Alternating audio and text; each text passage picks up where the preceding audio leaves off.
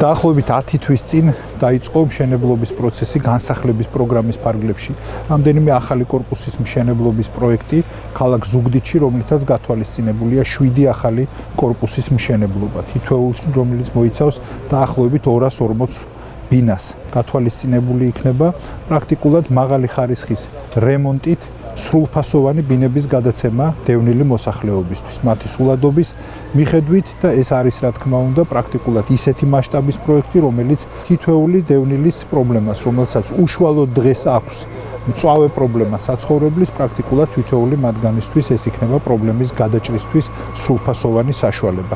რა თქმა უნდა, ძალიან მნიშვნელოვანია, რომ ეს პროგრამა განხორციელდეს, ეს პროგრამა გაგრძელდეს და რაც ყველაზე მეტად მნიშვნელოვანია ალბათ, რომ რაც შეიძლება სწრაფად ამ ადამიანებისთვისაც გათვალისწინებულია მშენებლობა, აქედან ძალიან ახლოს აფხაზეთის ტერიტორიაზე მალე შეძლონ ცხოვრების გაგრძელება. მიმდინარეობს 1750 ბინის მშენებლობის პროექტი, რომელიც უახლოეს პერიოდში დევნილ მოსახლეობას დიდად შეუმსუბუქებს ცხოვრების პირობებს.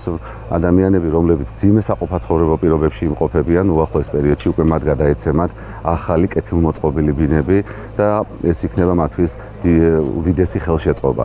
ასევე ზუგდიდში, რა თქმა უნდა, ყველაზე დიდი მნიშვნელობა ენიჭება იმ პროექტებს, რომელიც ხორციელდება ამ ადამიანებისთვის და მე დარწმუნებული ვარ, რომ ეს ლოკაცია სწორედ შეირჩა მათთვის, ქალაქი შენდება და სწორედ ამ ადამიანებისთვის იქნება ეს ყველაფერი გათვლილი.